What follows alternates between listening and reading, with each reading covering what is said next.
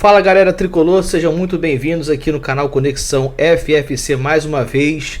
Faltam 10 dias, torcedor, faltam 10 dias.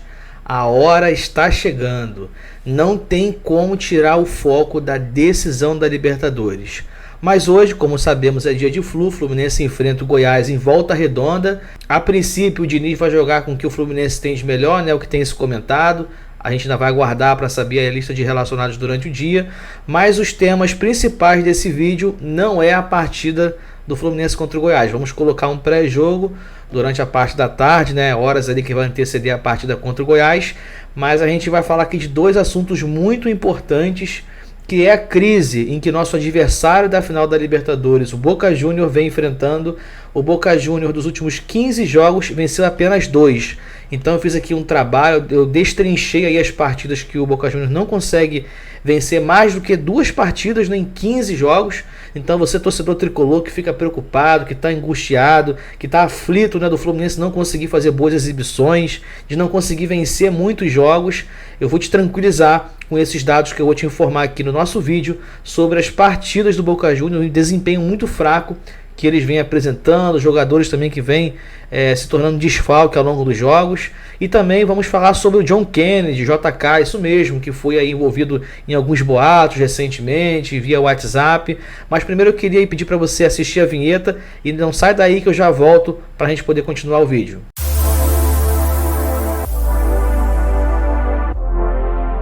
Dito isso, pessoal, queria pedir para você primeiro deixar o seu like, se inscrever no canal e ativar as notificações. Você vai ajudar demais o nosso canal. Toda vez que você deixa o like, o algoritmo do YouTube entende que é um conteúdo relevante e aí ele é recomendado para outros tricolores também, assim como você. Então dá essa moral aí, é de graça, 0800, só deixar o like, dê voadora no botão do like, como alguns amigos aí falam na internet.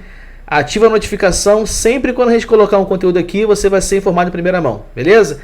Galera, então vamos lá. Eu separei aqui uma seleção, né? A gente fez aqui uma espécie de um raio-x, né, para poder a gente estar compartilhando com vocês a dificuldade que o nosso adversário da decisão da Libertadores tem de vencer jogos, né?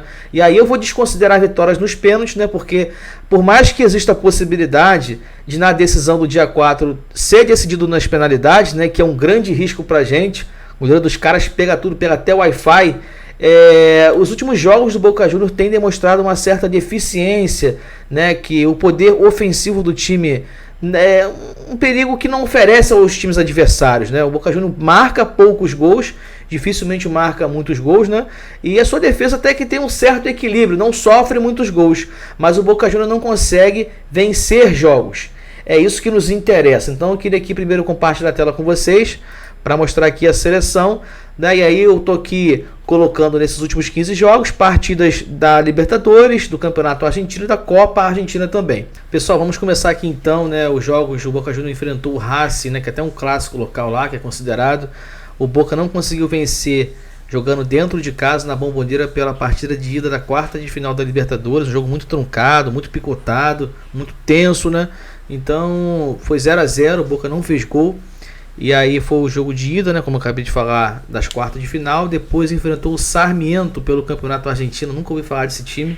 Perdeu de 1-0, um jogador expulso para cada lado. Depois o Boca voltou a enfrentar o Racing, né? Dessa vez foi fora de casa. Esse jogo eu vi, o Racing amassou o Boca Juniors, teve bola na trave, teve gols inacreditáveis, né, que os atacantes do Racing perderam. Inclusive acho que até o Paulo Guerreiro estava nesse jogo. E depois o Boca também enfrentou o Tigres dentro de casa e perdeu de 1-0. Então você já vê a dificuldade que o Boca tem de vencer jogos, né? Só aí nesses 4 jogos foram 2 clássicos locais, né, em que o Racing foi amplamente superior ao confronto, mas o Boca Juniors com essa fama de copeiro, né, com esse tal de Chiquito aí, esse goleiro que defende até, que pega até sinal de Wi-Fi. Então esses 4 primeiros jogos o Boca Juniors não conseguiu vencer, né, efetivamente durante os 90 minutos. Teve a vitória ali nos pênaltis, 4-1, conforme a gente já sabe, né? Então os 4 primeiros jogos foram 2 empates e 2 derrotas, e o Boca perdendo dentro de casa para a fraca equipe do Tigre. Depois disso, o Boca Juniors no dia 10 de setembro enfrentou o Almagro, dessa vez pela Copa da Argentina, né, que é como se fosse uma Copa do Brasil deles lá. Pelas oitavas o Boca empatou em 2-2 e ganhou nos pênaltis, né, como sempre, mas o resultado 2-2. Depois enfrentou o Defensa e Justiça pela segunda fase, né, do Campeonato Argentino, uma espécie de retorno deles lá na quarta rodada. Perdeu, né, para o Defensa e Justiça, como a gente vê aí na tela, 1-0. Depois visitou o Central Córdoba, uma equipe limitadíssima. Essa equipe não joga nem Sul-Americana, nem Libertadores, nem pré-Libertadores.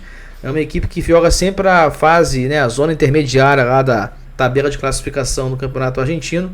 Então esse foi um dos poucos jogos que o Boca Juniors venceu até com uma certa facilidade, né, 3-0. Mas essa equipe é uma equipe muito fraca. Não se iludam não por achar que porque o Boca meteu 3 lá que foi uma vitória de grande expressão. Depois enfrentou o Lanús dentro de casa, empatou, né, pela sexta rodada do Campeonato Argentino. Também não consegue vencer dentro de casa. Aí enfrentou o Palmeiras no primeiro jogo de ida da Libertadores, né, na semifinal.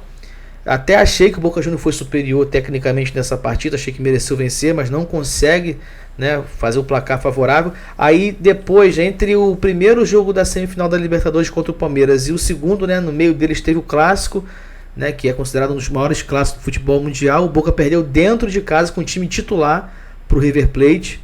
Esse jogo foi válido pela rodada 7, né, do argentino.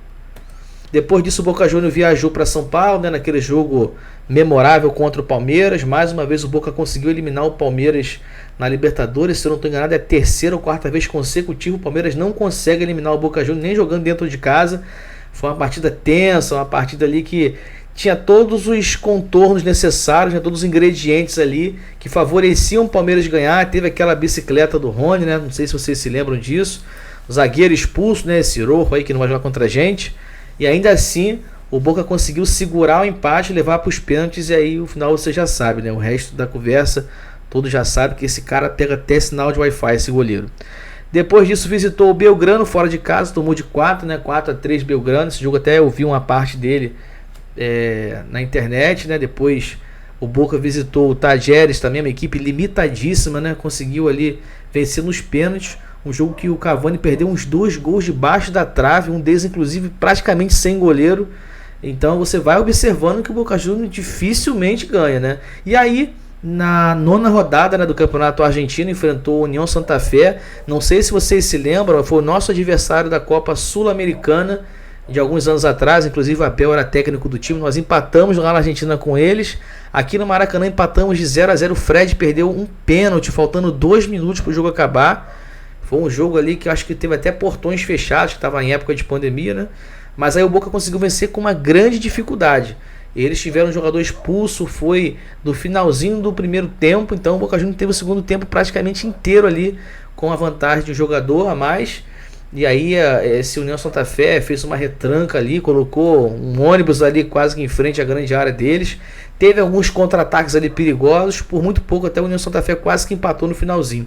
E aí, né, o 15º jogo dessa lista foi a partida de ontem, né? O Boca Juniors chegou a empatar o jogo faltando 2 minutos para acabar, mas logo a seguir o Racing virou. Inclusive o primeiro gol do Racing foi do Emiliano Vecchio, jogador que inclusive jogou no Santos há um tempo atrás.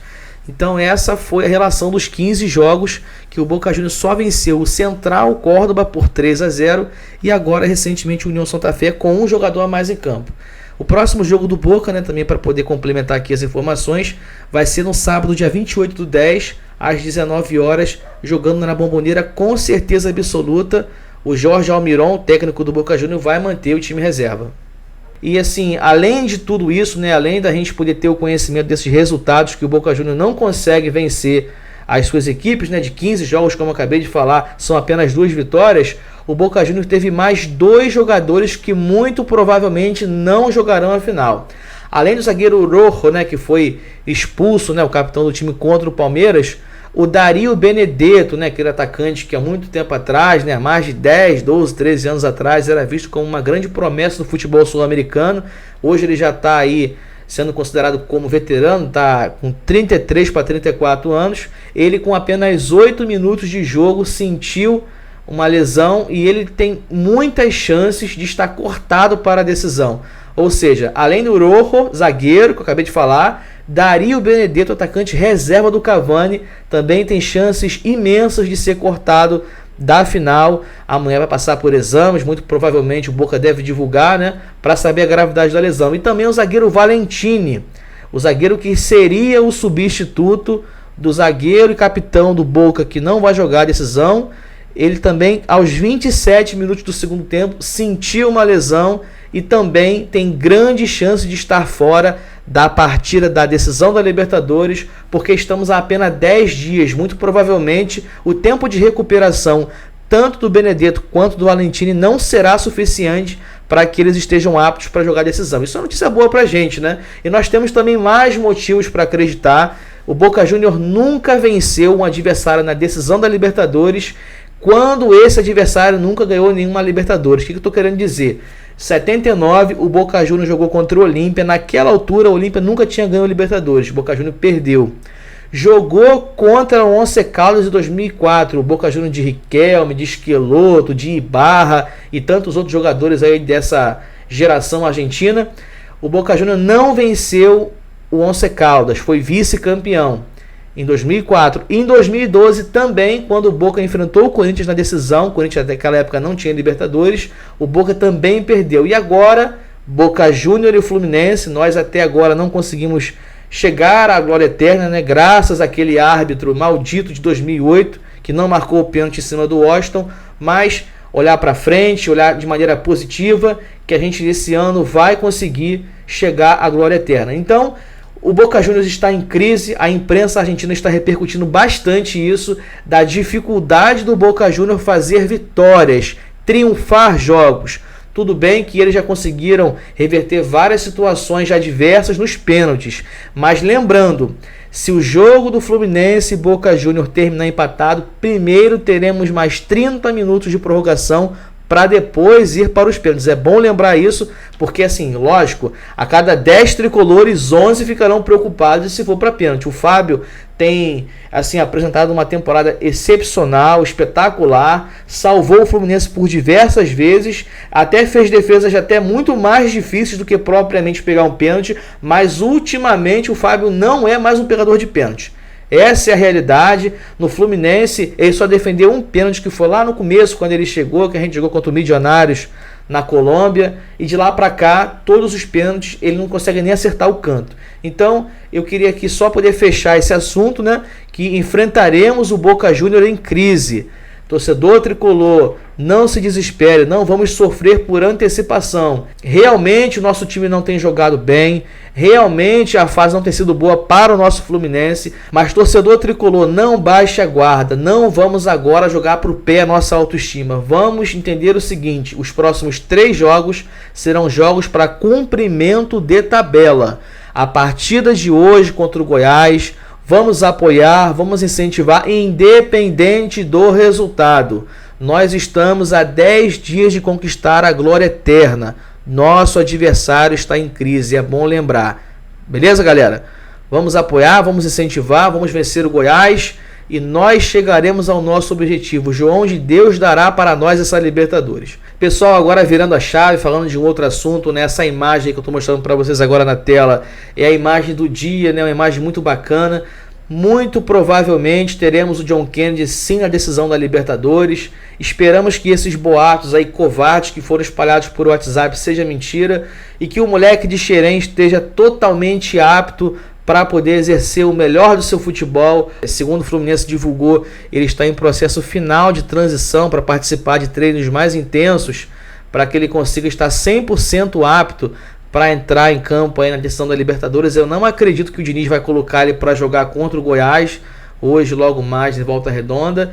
E acho que contra o Bahia e contra o Atlético Mineiro é 100% time reserva. Foco 100% na decisão da Libertadores. E é sempre bom de ficar ligado também, galera, porque sábado agora joga Fortaleza e LDU lá no Uruguai, na cidade de Maldonado, e o vencedor desse confronto, o campeão da Copa Sul-Americana, enfrentará, se Deus quiser, o Fluminense, campeão da Libertadores, e a gente vai ter a oportunidade, caso a LDU vença o Fortaleza, da gente poder se vingar daquelas 2 Copas que deixamos para a LDU. A LDU nunca tinha ganho nenhum título internacional antes de enfrentar o Fluminense naquela Libertadores de 2008 e na Sul-Americana de 2009. Então, a gente não vai secar o Fortaleza, né? Para mim, quem ganhar, ganhou, independente de ser Fortaleza ou LDU, mas se a LDU vencer o Fortaleza, nós teremos a oportunidade de se vingarmos daquelas decisões que nós perdemos para a LDU em 2008 da Libertadores e 2009 da Sul-Americana. Cara, o que mais me revolta é que a LDU, né, é uma equipe do futebol equatoriano que não era nada no futebol sul-americano, nada. Ganhou a Libertadores contra o Fluminense, ganhou a Sul-Americana contra o Fluminense e hoje só tem destaque no futebol sul-americano graças a nós.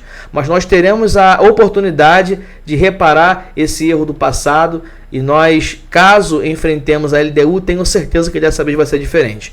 Pessoal, deixa o like, se inscreve no canal, ative as notificações e eu queria te fazer um convite para você agora conferir no card, está aparecendo aí para vocês acima na tela, para vocês conferirem um vídeo muito bacana que nós fizemos aqui de 10 motivos que se tornam gigantes a conquista da Taça Libertadores para o Fluminense. Não perde tempo não, tá vendo o card aí em cima? Clica em cima dele para você conferir um vídeo que está muito legal, muito bacana, rico de conteúdos para você estar conferindo, beleza? Se inscreve no canal, ativa a notificação, deixa seu like que é de graça. Vamos que vamos, tamo junto. Até logo mais com vídeo pré-jogo. Valeu, um abraço, é nóis.